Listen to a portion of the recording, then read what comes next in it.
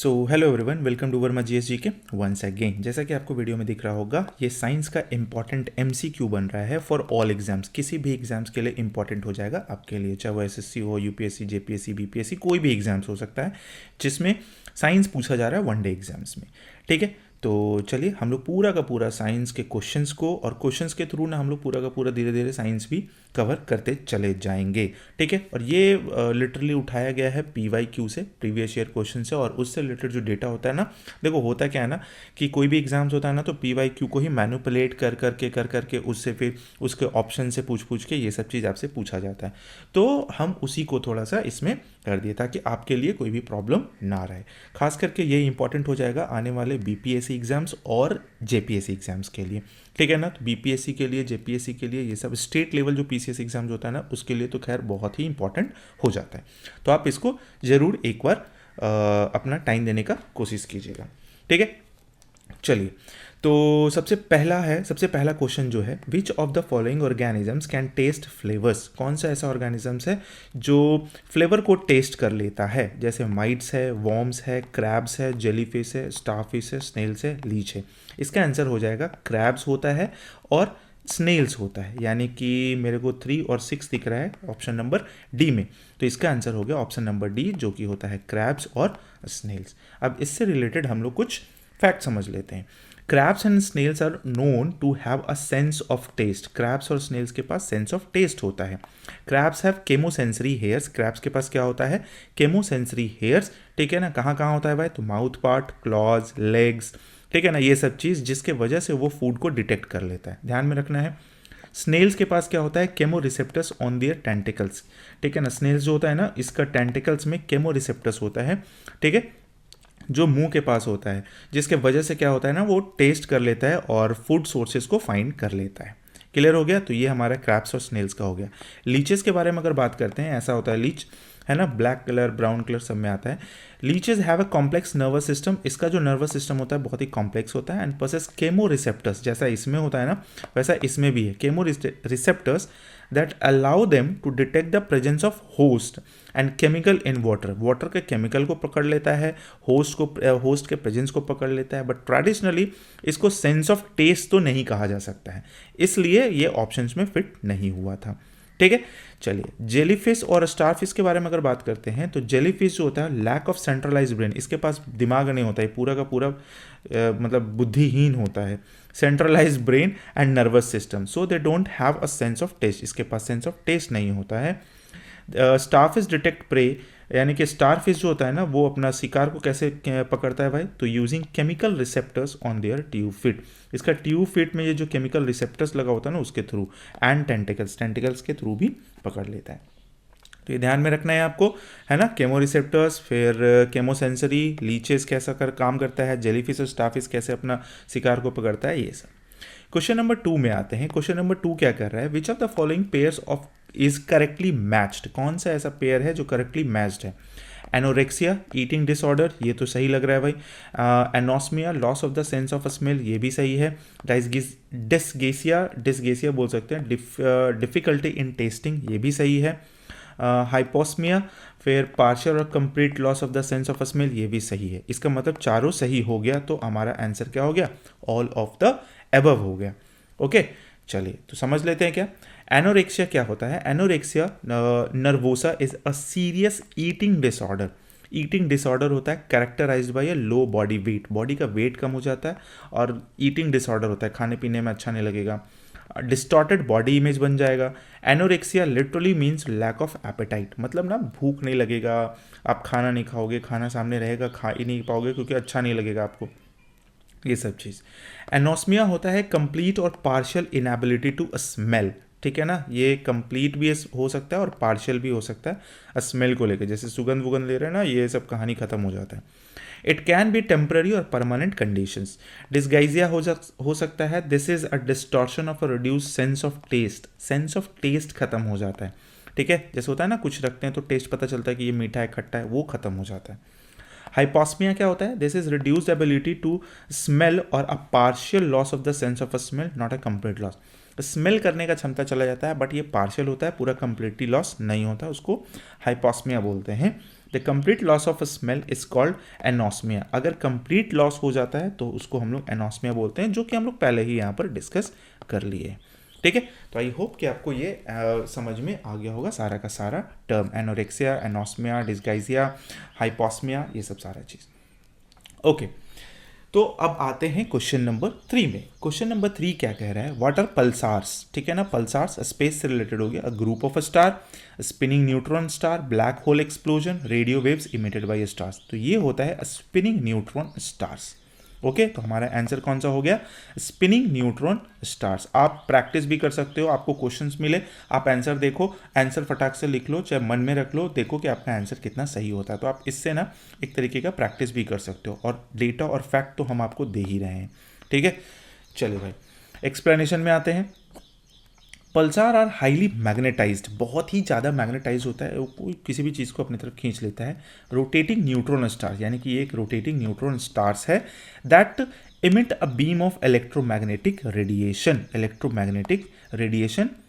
Emit करता है out of there magnetic poles. देखो यहाँ से ऐसा अगर मान लेते इस टाइप से, this radiations can only be observe when the beam points towards Earth. ये चीज़ को ना ऑब्जर्व किया जा सकता है अर्थ से, जब ये अर्थ की तरफ, ये बीम जो है ना अर्थ की तरफ अगर है तो, ठीक है ना, लगेगा कि लाइट हाउस से कोई लाइट मार रहा है, टॉर्च से कोई लाइट मार रहा है, ऐसा कुछ होता है।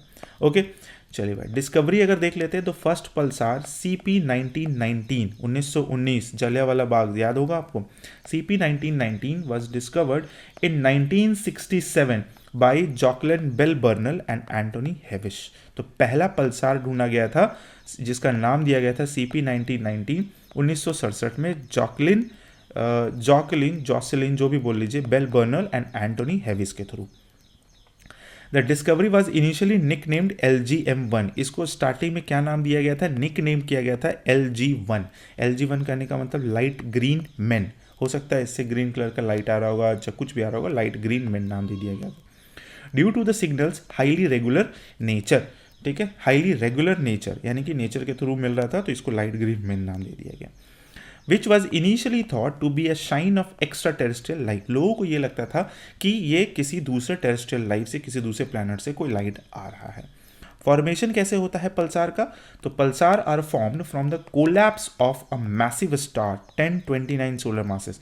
मतलब मैसिव स्टार जब एक दूसरे से टकराता है, एक स्टार का जो वजन जो एक तरीके से मान सकते हैं ना 10 से 30 सन के इतना होता है, सोच लीजिए वैसा स्टार जब टकराता है तब, ड्यूरिंग अ सुपरनोवा इवेंट। ये सुपरनोवा इवेंट जो होता है ना उसके accordingly the core of the star collapses under in its own gravity to form extremely dense neutron star.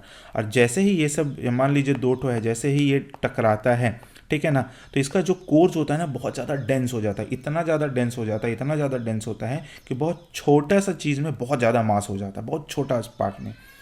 ठीक है, वही हो जाता है हमारा न्यूट्रॉन स्टार। अब न्यूट्रॉन स्टार के बारे में बात कर लेते हैं। These are the densest and smallest known star. सबसे छोटा और सबसे डेंसेस्ट होता है यूनिवर्स। अब एक इंपॉर्टेंट फैक्ट है, अ टी स्पून होता है ना छोटा सा चम्मच of neutron star material would have a mass of about 6 billion turns. मतलब एक चम्मच न्यूट्रॉन स्टार अगर उठा लेते हैं तो उसका मास होता है 6 बिलियन टन। हाउ, मतलब सोच सकते हो आप कितना ज़्यादा अमेजिंग चीज़ है ये, है ना। अगर एक चम्मच न्यूट्रॉन स्टार को वजन करते हैं तो 6 बिलियन टन का होता है। चलिए क्या है, तो ध्यान में रखना है कि पल्सार क्या होता है, न्यूट्रॉन स्टार क्या होता है, कब खोजा, किसने खोजा, ये सब हम डिस्कस करते हैं। नेक्स्ट आते हैं, that is question number 4। What is used as a seed of growing lab grown diamonds. मतलब जो LGDs होता है, लैब ग्रोन डायमंड्स, जिसको हम लोग बोल सकते हैं लैब में बना हुआ डायमंड, उसको बनाने के लिए क्या चीज़ यूज़ किया जाता है एज अ सीड, है ना। किसका हेल्प लिया जाता है, एज अ टेम्पलेट बोल लीजिए, किसका उपयोग किया जाता है, boron nitrite, diamond, graphite, sapphire. तो हमारा आंसर होगा डायमंड। डायमंड को ही यूज़ किया जाता है डायमंड बनाने के लिए। ठीक है, चलिए भाई देख लेते हैं एक्सप्लेनेशंस क्या है। लैब ग्रोन डायमंड्स LGDs, ठीक है ना, LGDs are created using 2 main methods. 2 main methods के थ्रू बनाया जाता है। एक होता है HPHT मेथड, जिसको बोलते हैं हाई प्रेशर हाई टेम्परेचर, ये जो नेचुरली होता है ना उसी को कॉपी पेस्ट किया गया है। और दूसरा होता है chemical vapour deposition, that is CVD। ठीक है, केमिकल वेपर डिपोजिशन CVD, ध्यान में रखिएगा। In both methods a small pre existing diamond, छोटा सा डायमंड सीड लिया जाता है, is use as a template. Template को जैसे ये सब क्या है, ये सब क्या है, टेम्पलेट ही तो है ना, टेम्पलेट बनाया गया है for a new carbon atoms to crystallise upon growing the larger diamond. तो एक छोटे से सीड का यूज करके बड़ा, जैसे छोटा सा सीड लगाते तो बड़ा सा पेड़ बनता है ना, तो वैसे ये छोटा सा डायमंड यूज किया जाता है और भी डायमंड्स बनाने के लिए, that is called lab grown diamond, LGDs। देख लेते हैं मेथड में, तो थोड़ा सा जानना है, ऐसा हम लोग को बनाना तो है नहीं डायमंड, बट फिर भी मेथड्स को जान लेते हैं। HPHT मेथड में क्या होता है, this method mimics the naturally diamond grown process deep with in the earth. ये अर्थ के नीचे जो हो रहा है ना, बस उसी को मिमिक कर रहा होता है, या तो कॉपी पेस्ट बोल लीजिए। A diamond seed is placed in a chamber with a carbon source, carbon source के साथ रखा जाता है डायमंड पीस को, like graphite, and subjected to extremely high pressure and temperature, और उसको बहुत ही ज़्यादा टेम्परेचर और प्रेशर दिया जाता है ना। देख रहे हैं टेम्परेचर प्रेशर कितना है, टेम्परेचर है 3000 केल्विन और प्रेशर है 1,25,000 एटमॉस्फेरिक प्रेशर, बहुत ज़्यादा होता है, तब जाकर डायमंड क्रिएट होता है। चलिए CVD मेथड देख लेते हैं। This method involves placing a diamond seed in a vacuum chamber and introducing a carbon rich gas such as methane, मतलब वैक्यूम चेम्बर में रखकर मीथेन के साथ उसको रख दिया जाता है, which is then broken down into atomic components, और वो एटॉमिक कंपोनेंट्स में टूट जाता है with the help of microwave energy. The carbon atoms then deposit on diamond seed layer by layer, ऐसे ही डिपोजिट्स लेयर बाई लेयर तैयार होते चला जाता है। कंपैरिजन अगर देखा जाए नेचुरल डायमंड्स और ये जो हमारा LGDs जो होता है उसमें, तो lab grown diamonds are chemically, physically and optically identical to natural, वो देखने में, चमकने में, ठीक है ना, हर चीज़ में क्या एकदम डायमंड के जैसा ही होता है। तो only difference in their origin, ये सिर्फ और सिर्फ डिफरेंस किस चीज़ का है, ओरिजिन का, एक नेचुरली मिल रहा है और एक को हम बना रहे हैं। क्लियर है, यही चीज़ यहाँ पर है। समझ में आ गया होगा क्या होता है डायमंड्स के साथ कैसे बनता है।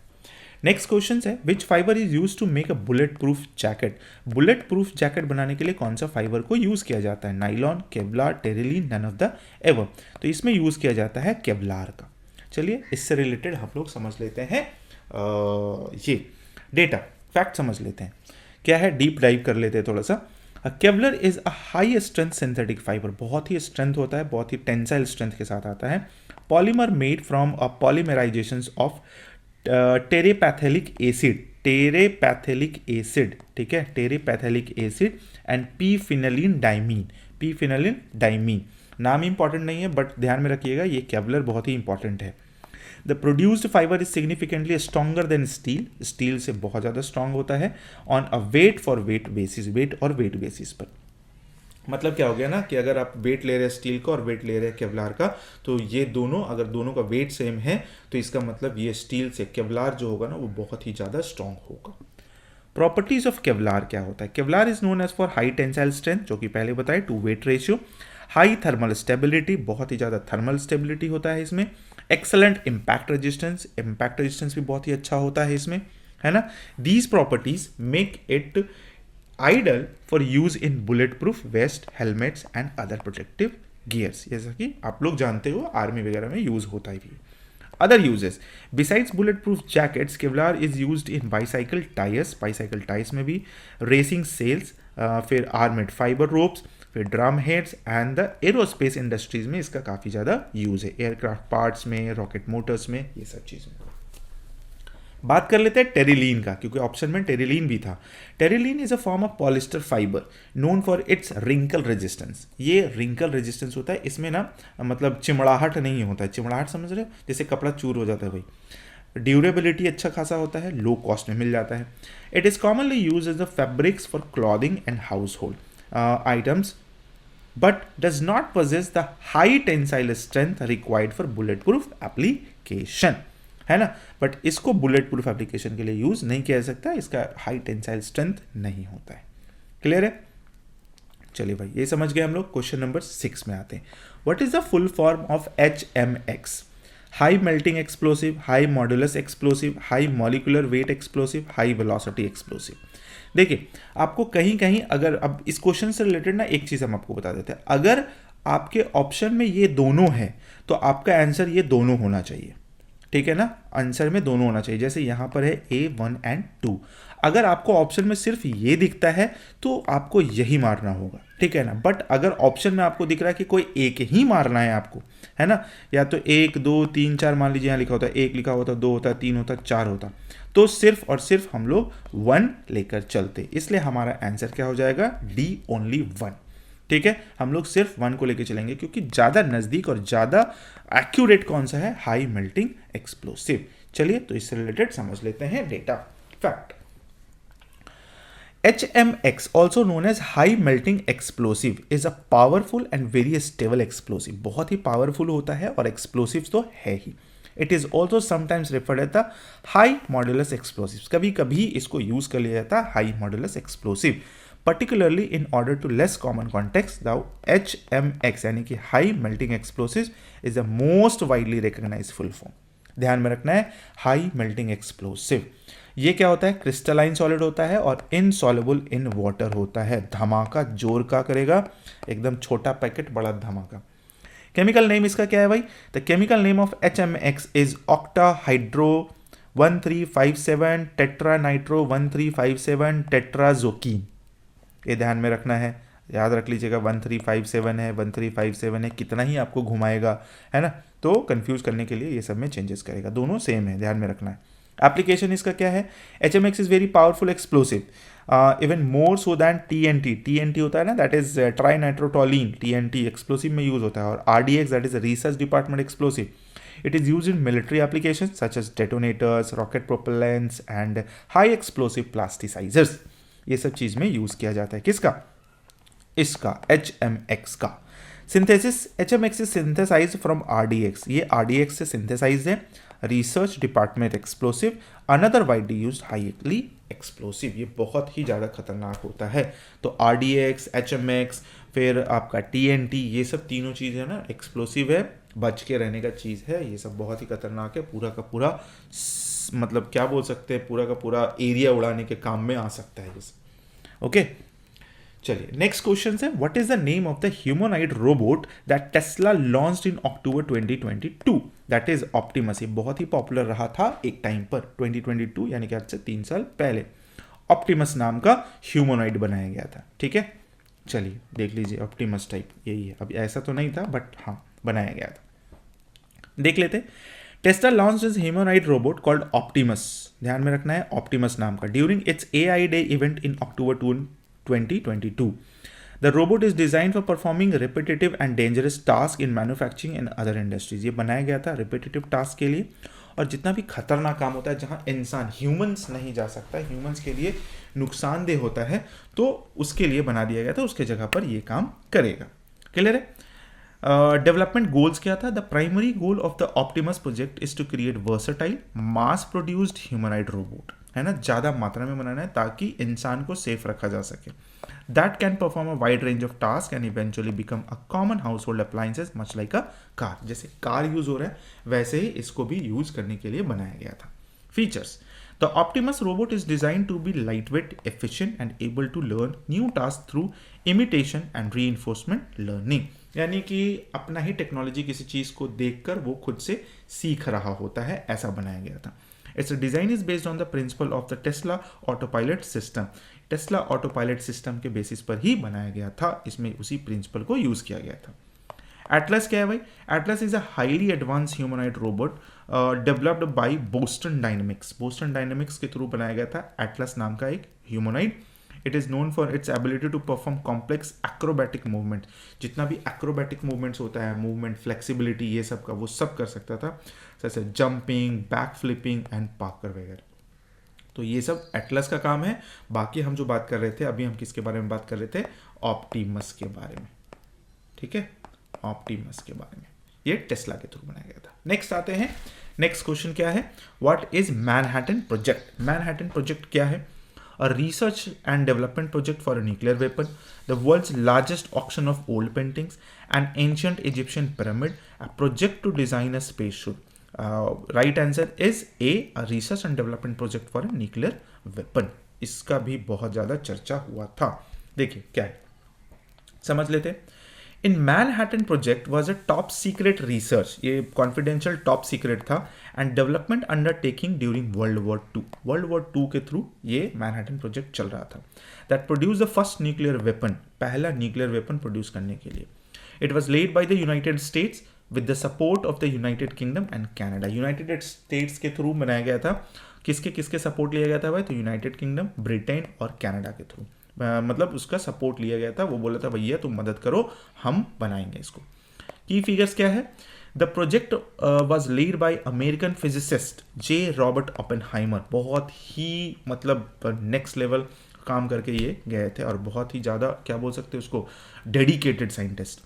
Who is often called the father of atomic bomb. Atomic bomb के फादर इन्हीं को कहा जाता है। And was overseen by general Leslie, R Groves and US Army corporation of engineers. ये सब मिलकर ये काम किए थे एटॉमिक बॉम्ब के लिए। प्राइमरी लोकेशंस क्या है? The main research and production sites were in Hanford, Washington, Oak Ridge, Tennessee. ठीक है ना, Hanford, Washington, Oak Ridge, Tennessee, and famous Los Alamos laboratory in New Mexico. तो ध्यान में रख सकते हैं ये सब चीज को। लेगेसी के बारे में बात करते हैं तो a project resulted in the development of two types of atomic bomb. दो टाइप का एटॉमिक बॉम्ब बना था। A uranium based weapon that is Little Boy, है ना, लिटिल बॉय, और plutonium based weapon that is Fat Man. Little Boy, Fat Man, आपको याद आ रहा होगा परमार सर का जो बुक का नाम भी लिटिल बॉय और फैट मैन है। बहुत ही अच्छी किताब है, आप पढ़ सकते हो। ठीक है, ये हम प्रमोट नहीं कर रहे हैं बट हाँ बुक अच्छी है, आप उसको पढ़ सकते हो, बहुत अच्छे है। और ऐसे भी परमार सर का क्या कहना, परमार सर बेस्ट। ठीक है, these bombs were used on the Japanese cities of Hiroshima and Nagasaki in August 1945। ये चीज जापानीज साइट्स पर यूज किया गया था, हिरोशिमा नागासाकी 1945 पर, bringing on end of the World War two, जिसके वजह से ही ये वर्ल्ड वॉर टू अंत हुआ था। ये दोनों बॉम्ब गिरा था, उसके बाद सब तहस नहस, सब शांत हो गया था। होता है ना दिवाली में क्या होता है, सब छोटा छोटा पटाखा फोड़ रहा था और लाता है कोई बड़ा बॉम्ब फोड़ देता है, सब शांत, बस वही हो गया था यहाँ पर। चलिए नेक्स्ट क्वेश्चन में आते हैं। फिजिक्स से रिलेटेड क्वेश्चन है, बहुत ही अच्छा क्वेश्चन है। For a concave mirror a real inverted and same size image of an object is formed, where should the object is placed. अगर हमको रियल चाहिए, इन्वर्टेड चाहिए एंड सेम साइज चाहिए तो हम लोग को ऑब्जेक्ट को वहीं पर रखना पड़ेगा जहां इमेज बन रहा है, मतलब सेंटर ऑफ कर्वेचर पर, at the centre of curvature पर। सेंटर ऑफ कर्वेचर पर अगर बॉडी को रख देते हैं तो हमारा क्या बन जाएगा, रियल इमेज बन जाएगा, ऐसे बनेगा। ठीक है, और इस टाइप से यहाँ बनेगा, और जो ये आके जो कटेगा, ठीक है ना, यहीं पर आकर कट जाएगा। ठीक है, चलो भाई देख लेते हैं, उससे रिलेटेड है, सब कुछ जान लेते हैं। अगर ऑब्जेक्ट को इन्फिनिटी पर रखा गया है तो उसका इमेज कैसा बनेगा भाई, एट द फोकस पर इमेज बनेगा। और नेचर कैसा होगा, रियल होगा, इन्वर्टेड होगा और डिमिनिश्ड होगा, बहुत छोटा होगा, रियल होगा। ठीक है, और इन्वर्टेड होगा। इन्वर्टेड का मतलब क्या होता है, एकदम जैसा ऑब्जेक्ट है वैसा ही बनेगा, है ना, सीधा का सीधा, इन्वर्टेड का इन्वर्टेड, उसी को बोलते हैं। यूजेस अगर देख ले तो रिफ्लेक्टर इन सोलर हीटिंग डिवाइसेस, इसका यूज हो जाता है। ऑब्जेक्ट एट इन्फिनिटी का एग्जाम्पल बहुत ही अच्छा है। दूसरा है object beyond centre of curvature, यानी कि अब ऑब्जेक्ट कहाँ पर आ रहा है, सेंटर ऑफ कर्वेचर पर आ रहा है। तो image position between F and C हो गया, तो रियल, इन्वर्टेड एंड डिमिनिश्ड बनेगा। ये भी छोटा बनता है, बट बहुत छोटा तो नहीं बोल सकते, इससे बड़ा, यानी कि फर्स्ट वाले से थोड़ा बड़ा ही बनता है। ठीक है, इसका कोई यूज वैसा कोई खास नहीं है, इसलिए यहाँ यूज नहीं लिखा गया। Object at centre of curvature, centre of curvature जो कि हमारा क्वेश्चन था। Image position at C, same position and object, real, inverted and same size of the object. Reflecting mirror behind a projector lamp, reflecting mirror के काम में आ सकता है। Next में आते हैं object between C and F, मतलब इमेज पोजीशन बियॉन्ड सी हो गया, मतलब अब सी और एफ के बीच में जब रखेंगे, है ना, सी और एफ के बीच में रख रहे हैं तो ये हमारा क्या हो गया, बियॉन्ड सी चला गया इमेज, रियल बनेगा, इन्वर्टेड बनेगा और मैग्नीफाइड बनेगा, थोड़ा सा बड़ा बनेगा, फ्लड लाइट्स में काम आता है। ऑब्जेक्ट एट फोकस अगर देख लेते हैं तो इमेज पोजीशन इन्फिनिटी पर, फोकस इन्फिनिटी का फोकस पर बना है तो फोकस का इन्फिनिटी पर। Real, inverted and highly magnified, बहुत बड़ा, रिफ्लेक्टर इन कार, हेडलाइट, सर्च लाइट्स, ये सब चीज़ में यूज हो जाता है, टॉर्च वगैरह में। Object between pole and focus, P और एफ के बीच में, ये आप लोग 9th में 10th में पढ़े होंगे, अगर आईसीएसई बोर्ड में होगा तो 9th में ही पढ़ लिए होंगे आप लोग तो, है ना, मतलब अगर होंगे तो, अभी नहीं कि अभी आप पढ़ रहे हो। Image position that is behind the mirror virtual हो गया, नेचुरल में वर्चुअल, इरेक्ट एंड मैग्नीफाइड हो गया। यानी कि देखो इसमें ये 5 में रियल और इन्वर्टेड बना, बट इसमें क्या बन रहा है, वर्चुअल एंड इरेक्ट बन रहा है, ये मिरर के पीछे बन जाता है ना, वर्चुअली फॉर्म में। ध्यान में रखने वाली चीज है। तो रियल इमेज और वर्चुअल इमेज होता क्या है? Real image is formed when light rays actually converge at a point after reflection. मतलब रियल इमेज क्या हो गया भाई, कि ऐसे आया, ऐसे रिफ्लेक्ट करके कहीं पर कट गया, दैट इज रियल इमेज। लेकिन वर्चुअल इमेज क्या हो जाता है, ये आता है ऐसे जरूर है, लेकिन पीछे जाकर कटता है, उसको पीछे मिलाना पड़ता है, तो उसको बोलते हैं हम लोग virtual image. Diverge appears to diverge, है ना, इसलिए कहा गया ये रियली में आकर कट जाता है, और ये इसको हम लोग को बढ़ाना पड़ता है। मैग्निफिकेशन क्या होता है? तो magnification of mirror is the ratio of height of the image to the height of the object. मतलब सीधा सा बात है कि अगर मैग्निफिकेशन हमको निकालना होता है, ठीक है, थोड़ा सा हम कलर चेंज कर लेते हैं, डार्क कर लेते हैं। हाँ, अगर हम लोगों को मैग्निफिकेशन निकालना है तो हम लोग सीधा बोल सकते हैं height of the image to the height of object का ratio, height of the image by height of the object का रेशियो होता है, जो कि होता है हमारा मैग्निफिकेशन। ठीक है। For concave mirror magnification is -1। Concave mirror में कितना होगा? -1 होगा। ठीक है। When the object is eight centre of curvature indicating an inverted image and the same size. ये तो हम लोग पहले भी डिस्कस कर ही लिए हैं। ठीक है, ध्यान में रखना है आपको। चलो भाई नेक्स्ट में आते हैं। नेक्स्ट क्वेश्चन क्या है? Question number 10। A photo electric cell is a device that does what. क्या करता है भाई? कन्वर्ट साउंड एनर्जी को इलेक्ट्रिकल एनर्जी में? नहीं, ये गलत है। Converts light energy to electrical energy में? हाँ सही है। Converts chemical energy to electrical energy में? नहीं। Converts thermal energy to electrical energy में? नहीं। लाइट एनर्जी को इलेक्ट्रिकल एनर्जी में कन्वर्ट कर देता है। चलिए तो इससे रिलेटेड एक्सप्लेनेशंस को देख लेते हैं। A photo electric cell also known as photo cell और सोलर सेल, इसको फोटो सेल भी बोलते हैं और सोलर सेल भी बोलते हैं, इज अ सेमीकंडक्टर डिवाइस। एक सेमीकंडक्टर डिवाइस होता है। और सेमीकंडक्टर्स का कितना ज़्यादा अभी थोड़ा सा क्राइसिस चल रहा है, आप समझ सकते हो। अगर आप न्यूज़ वगैरह में रहते हो, देखते हो, न्यूज़ देखते हो, तो आपको पता होगा। That converts light energy photons directly into electrical energy that then photo electric effect, यानी कि वो फोटोन्स को, यानी कि जो लाइट एनर्जी है उसको डायरेक्टली कन्वर्ट कर देता है इलेक्ट्रिकल एनर्जी में। क्लियर हो गया? चलिए, फोटो इलेक्ट्रिक इफेक्ट क्या होता है? This is a phenomenon where electrons are emitted from a material when it absorbs electromagnetic radiation light. ये इलेक्ट्रोमैग्नेटिक रेडिएशंस को अब्जॉर्ब कर लेता है। The energy of the light is transfer to the electrons. जो energy जो होता है light में वो इलेक्ट्रॉन के पास ट्रांसफर होता है, causing them to be ejected, और फिर वहाँ से वो अपना जो इलेक्ट्रिसिटी होता है वो जनरेट करके इलेक्ट्रिकल फॉर्म में देता है। एप्लीकेशन हो गया इसका क्या? Photo electric cells are the fundamental components of the solar panels. अगर कोई भी सोलर पैनल्स बना रहा है तो उसके लिए फोटो इलेक्ट्रिक सेल का होना, that is the fundamental unit which are used to generate electricity from sunlight. They are also used in light meters, light meters में भी होता है, sensors for automatic doors and various other electronic devices. ये अलग अलग devices में भी use हो सकता है। ठीक है, समझ में आ गया? क्वेश्चन नंबर 10 हो गया। चलिए क्वेश्चन नंबर 11। अच्छा अभी और है, एक और चीज़ है इसमें समझ लेते हैं। अदर एनर्जी कन्वर्टर्स, और भी कुछ एनर्जी कन्वर्टर्स होता होगा। The provide table corrects identifies. ये जो टेबल जो यहाँ पर बना हुआ है टेबल के फॉर्मेट में नहीं है, इसको हम अरेंज सही से नहीं कर पाए हैं। ठीक है। Dynamo converts mechanical energy to electrical energy. Electric motor converts electrical energy to mechanical energy. Loudspeaker converts electrical energy to sound energy. Solar cell क्या चीज़ को कन्वर्ट करता है भाई? तो converts light energy to electrical energy. अभी हम लोग देखें। Electric bulb converts electrical energy to light and heat energy. Electric cell converts chemical energy to electrical energy. And sitar converts mechanical energy to sound energy. तो सबका हम डाल दिए ताकि आपको थोड़ा सा विजुअलाइज भी हो जाए। नेक्स्ट है question number 11।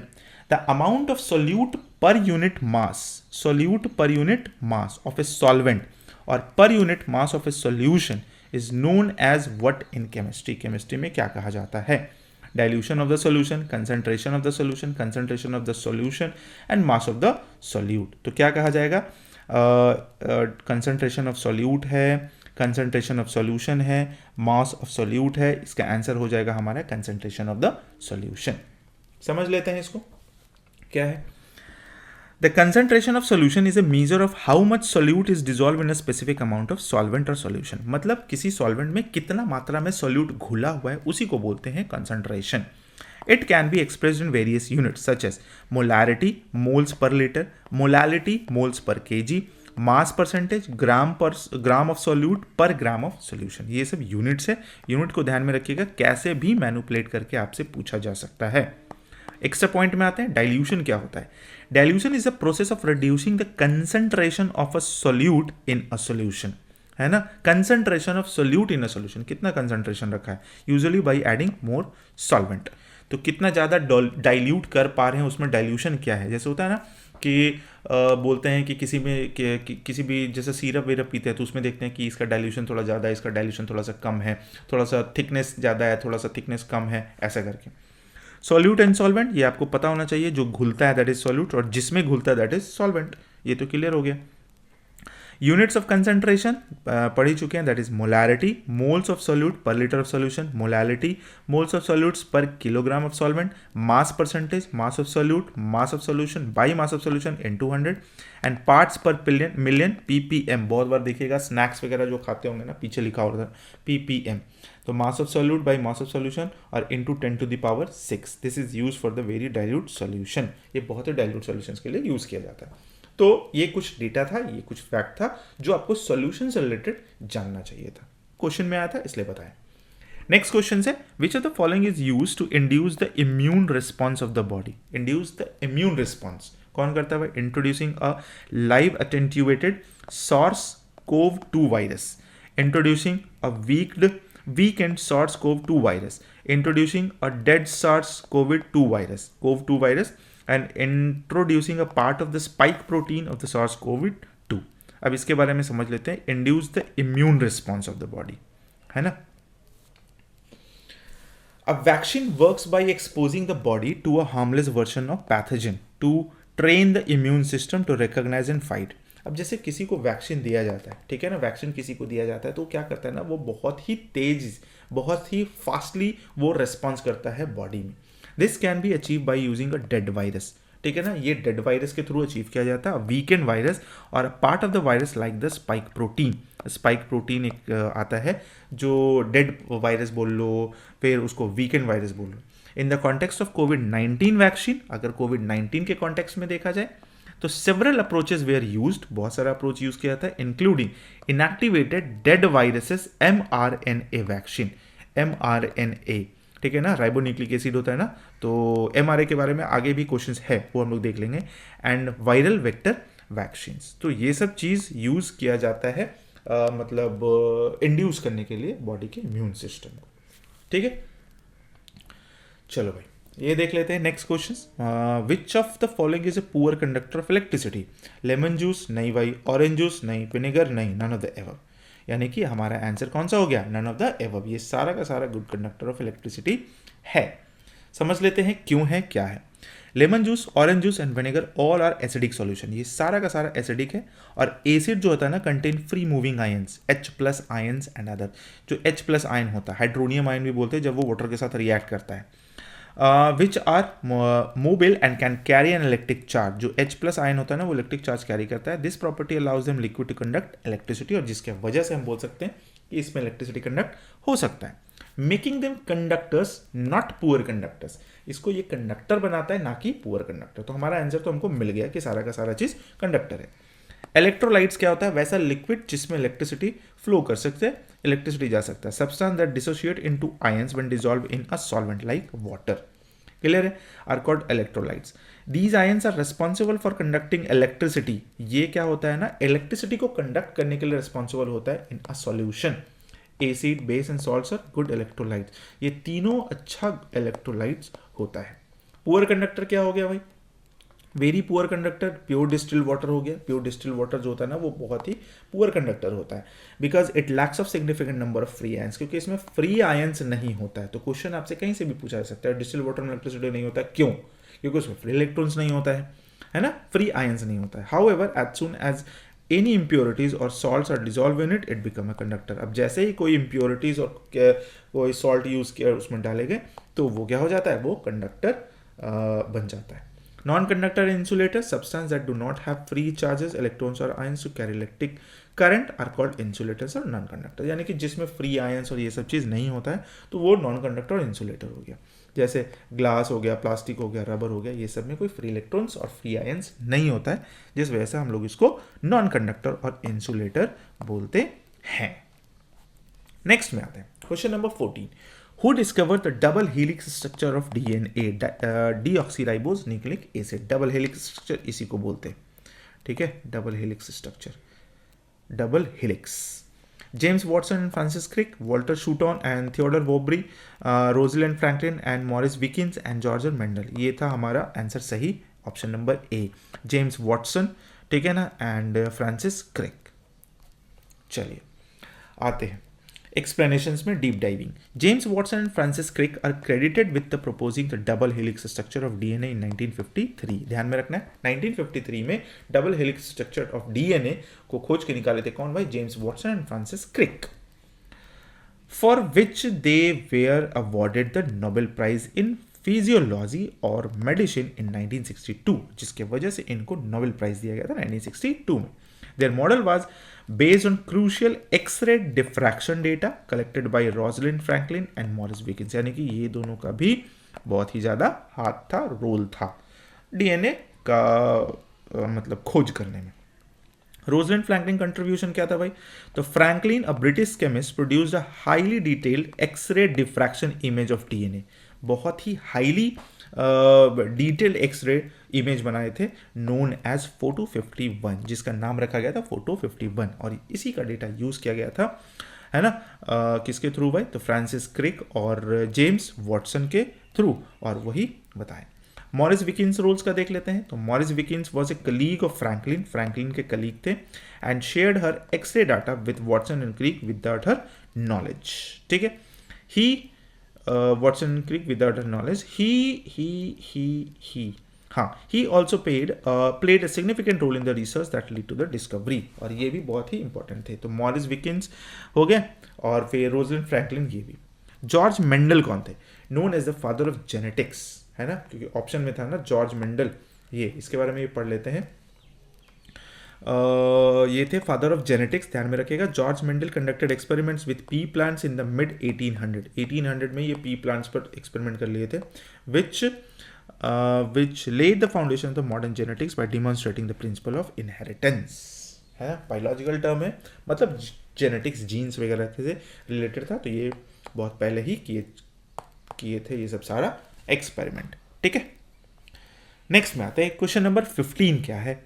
Object of different masses when dropped from the same height, है ना, dropped from the same height fall freely and reach the ground simultaneously, why?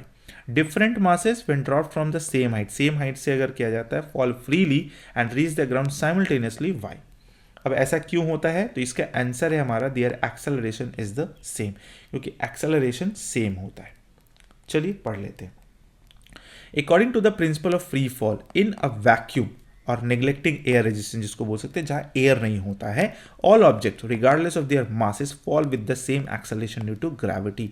F is equal to ma होता है, इसी के through हम लोग का एक फॉर्मूला निकल के आता है, that is F is equal to mg, है ना, इसी के थ्रू निकल के आता है ना एक formula, that is F is equal to mg तो नहीं बोल सकते, W is equal to mg, और ये F जो होता है ना वो मेरा वेट का काम में कर जाता है, तो W is equal to mg, और यही होता है g, that is the acceleration due to gravity. तो ध्यान में रखना होगा इस चीज को।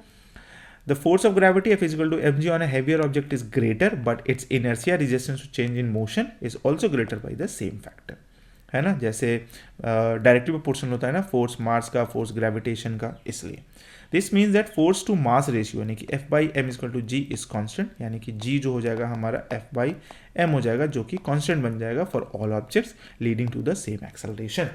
तो एक्सेलरेशन ड्यू टू ग्रेविटी, कोई भी बॉडी ऊपर से गिर रहा है तो धरती उसको सेम एक्सेलरेशन के अपने तरफ से खींच रही होता है, यानी कि G इज इक्वल टू कितना होता है 9.8 मीटर पर सेकेंड स्क्वायर। इसी एक्सेलरेशन के थ्रू धरती किसी भी चीज को अपने सेंटर की तरफ खींच रहा होता है। नेक्स्ट में आते हैं थोड़ा सा गैलीलियो गैलीली के बारे में जान लेते हैं। The concept that all object fall on the same rate was famous demonstrated by Galileo Galilei. Same rate से गिरता है ये बताया गया था गैलीलियो गैलीली के बारे में, who is said to have dropped object of different masses from the leaning tower of Pisa. ये चढ़ गया था लीनिंग टावर ऑफ पीसा में और वहाँ से डिफरेंट मासेस को गिराया था और बोला था कि सेम रेट से गिर रहा है। Role of air resistance: in the presence of air, a lighter object with a larger surface area like a feather will fall slower than a denser object like a bowling ball because it experiences a greater air resistance relative to its weight. अब feather मान लीजिए ऐसा है और ball ऐसा है, तो इस पर एयर का जो रेजिस्टेंस है ना वो कम पड़ेगा और इस पर जो एयर का रेजिस्टेंस होगा वो ज़्यादा पड़ेगा, जिसके वजह से बोल सकते हैं कि ये थोड़ा सा स्लो गिरेगा और ये थोड़ा सा जल्दी गिर जाएगा। Acceleration due to gravity 9.8 meter per second square. Every second an object is free fall, its velocity increases by 9.8 meter per second. ये हर सेकंड 9.8 मीटर सेकंड उसका वेलोसिटी बढ़ जाता है, तो ध्यान में रखना पड़ेगा। नेक्स्ट है question number 17. What is the expanded form of the word mRNA which was widely discussed during the pandemic? mRNA तो मैसेंजर राइबोन्यूक्लिक एसिड, इसका आंसर कौन सा होगा? ए, मैसेंजर राइबोन्यूक्लिक एसिड। देखो डीएनए होता है वो डबल हेलिक्स होता है, बट आरएनए जो होता है ना वो सिंगल हेलिक्स होता है, ठीक है। इसी के बारे में हम लोग समझेंगे। Messenger ribonucleic acid, it is a single stranded ये वाला that carries genetic information from DNA in the nucleus to the ribosomes in the cytoplasm. ये सब तो बायोलॉजिकल टर्म है जो कि साइटोप्लाज्म राइबोसोम्स वगैरह में डीएनए हम लोग को मिल जाता है, वेयर प्रोटीन्स आर सिंथेसाइज्ड, जहाँ प्रोटीन सिंथेसाइज्ड होता है। During the pandemic, mRNA became a household term due to the development of mRNA-based COVID-19 vaccines by Pfizer and BioNTech and Moderna. ये दो ऐसा कंपनी था जो कोविड-19 का वैक्सीन बना रहा था और ये mRNA यूज़ बहुत ज़्यादा ही हो रहा था, है ना। mRNA बेस्ड कोविड-19 वैक्सीन Pfizer होता ना, Pfizer के थ्रू बनाया गया था ये। चलो भाई नेक्स्ट आते हैं साइंस का। ये अच्छा इसी में है, सॉरी हम साइंस पढ़ लेते हैं ऊपर से, extra point. Role in vaccine देख लेते हैं। तो इन mRNA वैक्सीन जो होता है ना, provides the body with the instructions to produce the SARS-CoV-2 spike protein, है ना। ये क्या करता है, ये प्रोड्यूस कराता है बॉडी में। The body's immune system then recognize this protein and builds a defence against the actual virus. ये बना देता है एक डिफेंस सिस्टम और फिर इससे एक्चुअल वायरस से लड़ता है। ये mRNA के थ्रू ही होता है जो कि वैक्सीन के थ्रू बॉडी में डाला जाता है। Transcription and translation.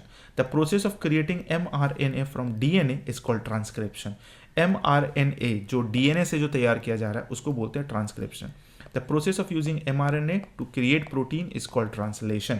और mRNA से जब प्रोटीन को बनाया जाता है तो उसको बोलते हैं translation.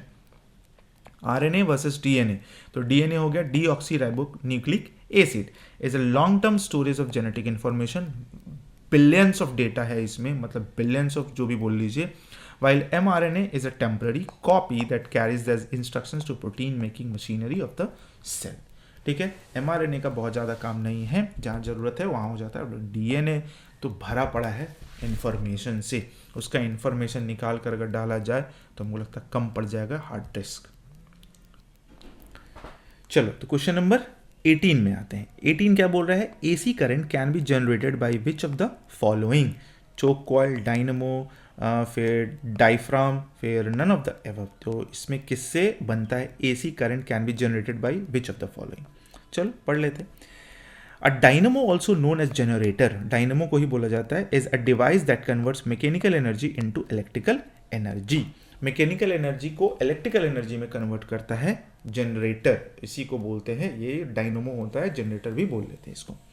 It operates on the principle of electromagnetic induction, ये काम करता है electromagnetic induction, where are rotating coil जिसको आर्मेचर बोलते हैं is placed inside a magnetic field. Magnetic field होता है और यहाँ पर एक कॉइल लगा हुआ होता है ऐसे करके, ठीक है। और यही मैग्नेटिक फील्ड की वजह से, और इलेक्ट्रिसिटी बहुत सारा है जो हम लोग नहीं, आपको याद होगा DC जनरेटर, AC जनरेटर, ये सब हम लोग पढ़े भी होंगे, आप लोग भी पढ़े होंगे। अगर 11th-12th में पढ़े हो तो बहुत डीप में पढ़े होंगे, 10th में होंगे तो भी पढ़े होंगे। Placed inside a magnetic field to induce an electric current, जिसको हम लोग इंड्यूस्ड करंट भी बोलते हैं। If the coil is connected to slip rings होता है, it produce an alternating current, slip rings के through alternating current. AC versus DC generator के बारे में बात करते हैं। The primary difference between an AC generator and a DC generator is how the current is collected. ये alternator होता है, ये डायनमो होता है, कैसे करंट को कलेक्ट कर रहा है, यही डिफरेंस होता है एसी और डीसी जनरेटर में। एसी जनरेटर का बात करते हैं, यूज टू स्लिप रिंग्स, इसमें 2 स्लिप रिंग्स होता है which are continuous rings that maintain contact with the rotating coil. ठीक है, rings that maintain contact with the rotating coil होता है ना, उसके थ्रू कॉन्टैक्ट बना कर रखता है वो। This causes the directions of the current to reverse with each half rotation producing AC. हर डायरेक्शन पर यानी कि हर हाफ रोटेशन पर ये डायरेक्शन को रिवर्स करता है और प्रोड्यूसिंग अल्टरनेटिंग करंट देता है। डीसी जनरेटर का बात करते हैं, use a commutator which is a split ring that reverse the connection to the external circuit with each half rotation, ensuring the current allows flow the same direction producing DC। ये as a commutator use करता है DC generator. ठीक है, इसमें भी split ring को use किया जाता है। चोक कॉइल क्या होता है? A choke coil is an inductor used in AC circuits to limit the flow of current without dissipating significant energy as heat. Control करता है। It is a passive component not an energy sources. ये कोई energy sources नहीं है, ये एक मतलब extra component हो गया जो उसमें यूज किया जा रहा है। एसी जनरेटर, डीसी जनरेटर, ये सब चीज में यूज किया जा रहा होगा, चाहे किसी सर्किट में यूज किया जा रहा होगा। Diaphragm is a thin flexible membrane typically found in devices like microphones and speakers. देखे होंगे जो माइक्रोफोन्स होता है ऐसे बना होता है, तो इसमें ना एक तो पतला जैसा होता है मेम्ब्रेन टाइप का, है ना वो, which vibrates in response to the sound wave और electric signals. It is not use to generate electricity. ये इलेक्ट्रिसिटी को जनरेट करने के काम में नहीं आता है। ओके, तो ध्यान में रखना होगा आपको ये पूरा का पूरा कौन सा, एसी करंट। नेक्स्ट क्वेश्चन आते हैं, question number 90, what are polar vectors? A vector that has both magnitude and direction, है ना, a vector that has both magnitude and direction, a vector that has starting point or point of applications, a vector that has no starting point, none of the above। तो जो polar vector होता है ना, उसका starting point होता है और finish point भी होता है, वही चीज़ यहाँ समझाया गया। Physical quantity that have both magnitude and directions, vectors में तो होता है, ये तो पता है। They can be classified into 2 types, एक पोलर वेक्टर और एक एक्सियल वेक्टर। पोलर वेक्टर क्या होता है? These vectors are a definite starting point और a point of application. Starting point बोल लो या तो पॉइंट ऑफ एप्लीकेशन बोल लो। एग्जाम्पल, डिस्प्लेसमेंट हो गया, वेलोसिटी हो गया, एक्सेलरेशन हो गया, फोर्स हो गया। ठीक है, ये सब चीज हो गया आपका पोलर वेक्टर्स। और एक्चुअल वेक्टर क्या हो गया? Vector represent rotational effects and are directed along axis of rotation. Axial का मतलब क्या हो गया? एक्सिस हो गया, ठीक है ना, तो एक्सिस से रिलेटेड है, तो इसका मतलब they do not have an specific starting point. Example, angular velocity हो गया, टॉर्क हो गया, एंगुलर मोमेंटम हो गया, ये सब किस में आ गया? एक्सियल वेक्टर में आ गया। तो ध्यान में रखना है नाम भी और क्या होता है वो भी। चलो भाई नेक्स्ट, अच्छा इसी से रिलेटेड है और भी है, स्केलर एंड वेक्टर। आपको पता ही होगा, स्केलर में सिर्फ और सिर्फ मैग्नीट्यूड होता है और वेक्टर में मैग्नीट्यूड और डायरेक्शन दोनों होता है। जैसा कि स्केलर का हो गया मास, टाइम, डिस्टेंस, और वेक्टर में हो गया displacement, velocity, force etcetera. Representation अगर करना है तो वेक्टर को हम लोग कुछ भी, जैसे अगर मान लीजिए वेक्टर है हमारा डिस्प्लेसमेंट, तो डी लिख के ऊपर से ऐसे करते हैं, बी लिख के ऐसे करते हैं, वेलोसिटी के लिए, एक्सेलरेशन के लिए ऐसे करते हैं, ऐसे लिखते हैं। ठीक है, वेक्टर एडिशन ये रूल को फॉलो करता है। Vectors can be added using the triangle law of the parallelogram और parallelogram law of the vector addition to find the resultant vector. मतलब ये क्या करता है ना, ये वेक्टर एडिशंस को फॉलो करता है। वेक्टर जो होता है ना, वेक्टर एडिशन लॉ को फॉलो करता है, स्केलर नहीं करता है। ठीक है, इसमें ट्रायंगल भी होता है और पैरेललोग्राम भी होता है। ये दोनों लॉ को वेक्टर क्या करता है? फॉलो करता है। चलो भाई नेक्स्ट में आते हैं 20 number. What is the basis of the most useful classification of drugs in medical chemistry? Molecular targets, chemical structure, therapeutic effect, none of the above। तो molecular targets ये होगा। चलो भाई, explanation, the most useful and modern classification of drugs is based on their molecular targets. ठीक है, molecular targets पर ही काम किया जाता है जितना भी मेडिकल होता है, मॉडर्न क्लास जो भी हो गया, ड्रग्स वगैरह। ड्रग्स बोले तो medicine. This approach is called the target-based drug discovery. It involves identifying a specific biomolecules like an enzyme हो गया, receptors हो गया, ये सब चीज को लेके that plays a role in a disease and designing a drug that can selectively interact with the target to modify its function। ठीक है ना, मतलब ये मॉलिकुलर लेवल पर काम करता है। कोई भी मेडिसिन अगर हम लोग खाते हैं तो मॉलिकुलर लेवल पर भी काम करता है। केमिकल स्ट्रक्चर कैसा होगा इसका? While drugs can be classified by their chemical structure, this method is less effective because drugs with a similar structure can have a very different biological effect and vice versa. तो chemical structure depend करता है कि क्या है. Therapeutic effect भी होता है, therapy वगैरह में यूज होता है. Classified drugs bye there therapeutic effect. एक सिंगल ड्रग कैन यूज एव मल्टीपल थेरेपेटिक इफेक्ट. हो सकता है ना एक सिंगल सा चीज बहुत सारा अलग अलग थेरेपी के लिए यूज किया जा सकता है, तो पॉसिबल है. थेरेपेटिक इफेक्ट उसी को बोलते हैं. नेक्स्ट है 21. What is a catalyst. Catalyst क्या होता है? A substance that increase the rate of reaction without being consumed in a reaction. A substance that decrease the rate of reaction, a substance that participates in a reaction and is consumed, and none of the above. ठीक है, तो substance that increase the rate of reaction without being consumed in the reaction, यही हमारा answer होगा. चलो देख लेते हैं explanations में. A catalyst is a substance that increase the rate of a chemical reactions by providing an alternative reactions pathway with a lower activation energy. Catalyst करने का मतलब क्या होगा? इसका हिंदी को बोलते हैं हम लोग उत्प्रेरक. किसी भी रिएक्शंस को ना फास्ट करने का जो प्रोसेस होता है उसमें कुछ ऐसा डाल दो जिसके वजह से रिएक्शन क्या होता है बहुत फास्ट हो जाता है, तो हम लोग बोलते हैं कि हाँ भाई वो कैटलिस्ट का काम कर रहा है. Not consumed in the overall reaction and can be recovered chemically and change at the end. और लास्ट में इसको रिकवर भी कर लिया जाता है. इसमें केमिकल यानी कि केमिकल रिएक्शंस में कोई तरह का इफेक्ट नहीं आता है. एंजाइम्स ऐसा ही काम करता है. Biological system. Enzymes are highly specific biological catalyst that the speed biochemical reaction. जैसे खाते पीते हैं, जैसे अभी मेरा जो तबीयत खराब हुआ था ना, तो उसमें डॉक्टर्स जो दवा देता है ना, जो दवा दिया तो हम तो कुछ रिसर्च वगैरह करते थे, तो थोड़ा देखते हैं कि दवा में क्या है कैसा है. तो उसमें पता चला एक में था एंजाइम्स. ये एंजाइम्स रिलेटेड है. तो एंजाइम का क्या काम है? तो बॉडी में जाना, जो कॉम्प्लेक्स प्रोटीन है उसको आसानी से तोड़ना, ये सब बहुत ज़रूरी हो जाता है ना. Promoters and inhibitors. प्रोमोटर्स हो गया, promoter is a substance that increase the activity of the catalyst, जो कैटलिस्ट की एक्टिविटी को बढ़ाता है. इनहिबिटर क्या हो गया भाई? That reduce the activity of the catalyst. Inhibitor को बोलते हैं क्या? कि जो कैटलिस्ट का एक्टिविटी को घटाता है उसको इनहिबिटर बोलते हैं, जो बढ़ाता है उसको प्रोमोटर बोलते हैं. Types of catalysis. Catalysis can be classified into homogeneous catalysis. Catalyst and reactant are in the same phase. Catalyst और reactant सेम फेज में होगा, मतलब हो सकता है लिक्विड में हो सकता है सॉलिड में हो ये चीज़. हेट्रोजीनियस कैटलाइज में catalyst and reactants are in different phase. ये दोनों रिएक्टेंट फेज में, जो कैटलिस्ट और रिएक्टेंट जो होता है ना वो डिफरेंट फेज में हो सकता है. ठीक है. Question number 22.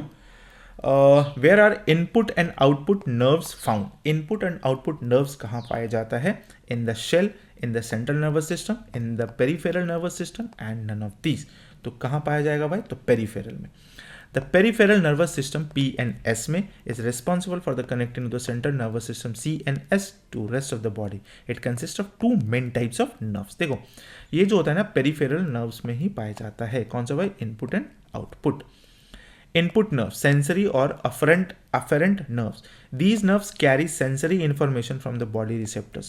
Sensory information from the body receptors. जैसे skin हो गया, eyes हो गया, ears हो गया, etc.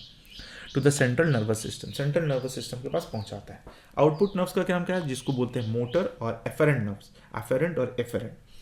These nerves carry motor commands from the central nervous system to the muscles and glands causing response. तो ध्यान में रखना है ये सब चीज़.